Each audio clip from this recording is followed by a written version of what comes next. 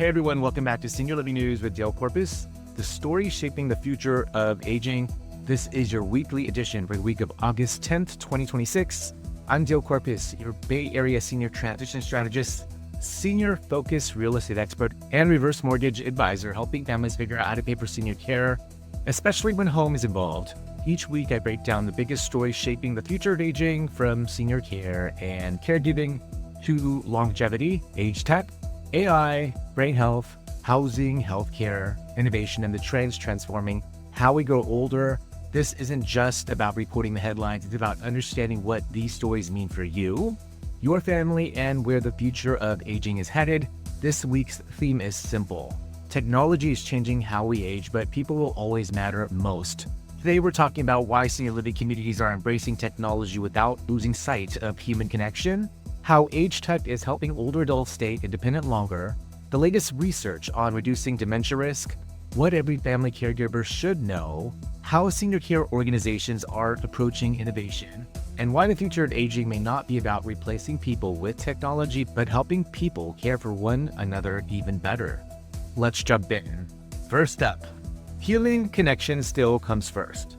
Artificial intelligence, smart sensors, remote monitoring, predictive analysis technology is showing up everywhere in senior living, but according to a new report highlighted by Midnight Senior Living, one thing remains absolutely clear: human connection is still the most important part of great care. That really stood out to me.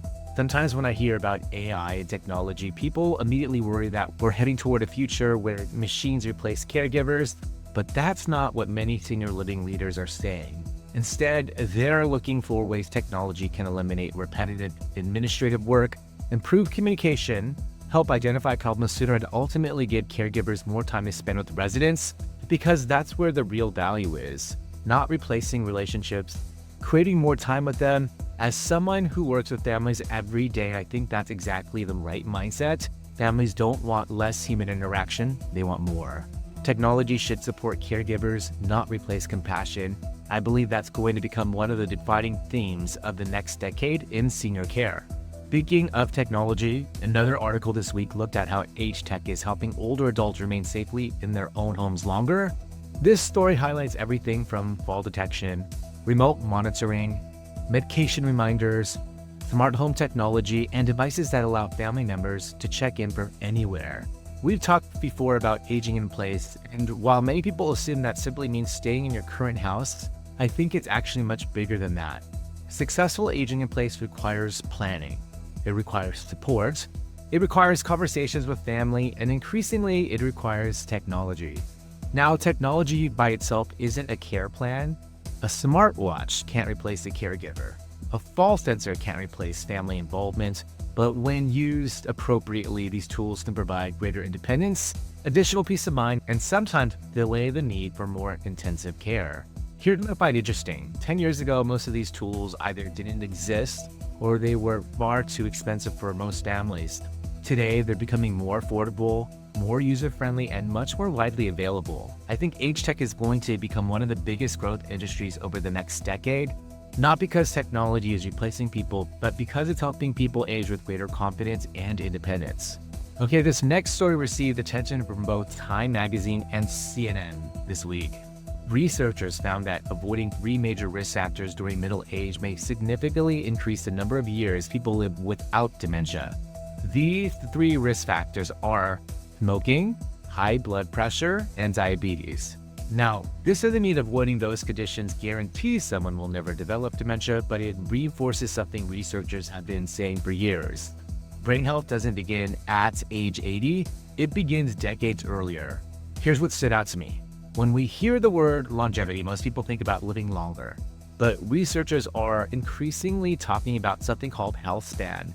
Health span is the number of years we remain healthy, independent, mentally sharp, and physically active. That's really what we all should be aiming for. Living longer only becomes meaningful if those additional years are healthy years. And this study reminds us that many of the choices we make in our 40s and 50s may have a much bigger impact than we realize. Our next story shifts away from technology and back into something that affects millions of families every single day: caregiving. Researchers at Michigan Medicine recently shared 7 things they believe every family caregiver should know. While every caregiving situation is unique, one message stood out above all the others: you don't have to do this alone. Far too many family caregivers try to shoulder everything themselves. They become the medication manager, the appointment scheduler, the transportation coordinator, the cook, the advocate, the housekeeper, and often continue working a full-time job while raising children at the same time. It's no wonder caregiver burnout has become such a major issue. Here's what really stood out to me.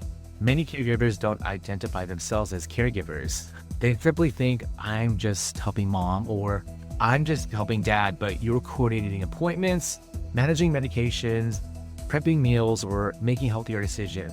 You're a caregiver.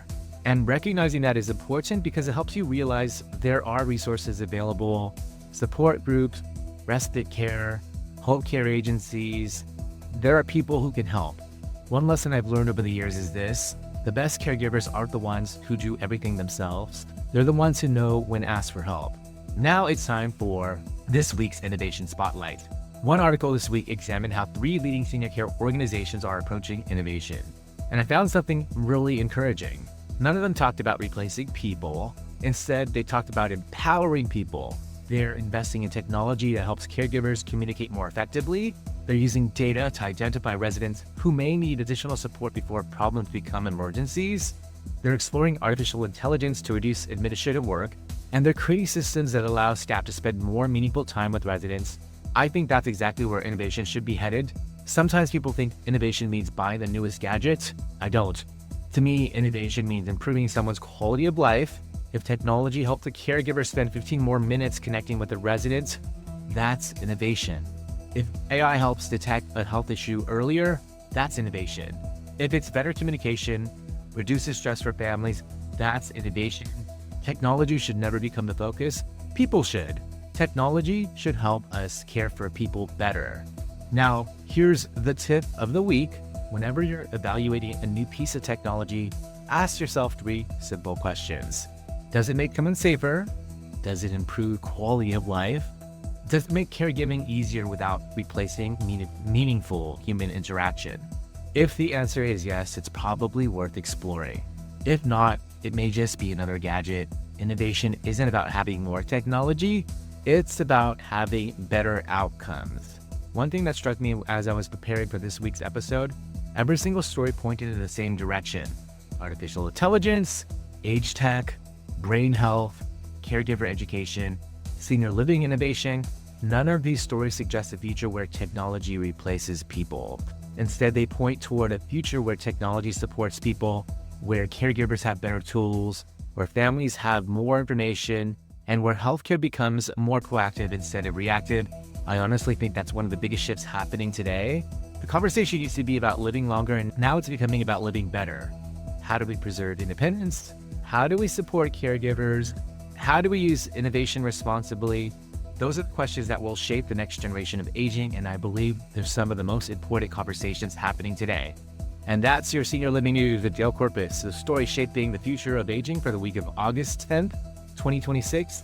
If today's episode reinforced one idea, I hope it's this: the future of aging isn't about choosing between people and technology. It's about bringing the two together in ways that help people live healthier, safer, and more connected lives. That's why I believe these stories matter. They're not just the headlines. They're giving us a glimpse into what aging could look like over the next 5, 10, and 20 years. If you're helping an aging parent, planning for your own future, working in senior care, or simply interested in where the aging ecosystem is headed, I hope you join me each week as we continue exploring the stories shaping the future of aging. If you're looking for practical resources to help navigate senior care, housing decisions, or how to pay for care, especially when a home is involved, visit simplifyseniortransitions.com/start here. And if you enjoyed today's episode, I'd really appreciate it if you'd subscribe, leave a review, and share this episode with someone who would find it valuable. Thank you so much for watching and listening. I'm Dale Corpus, and I'll see you next week for another edition of Senior Living News with Dale Corpus, the story shaping the future of aging.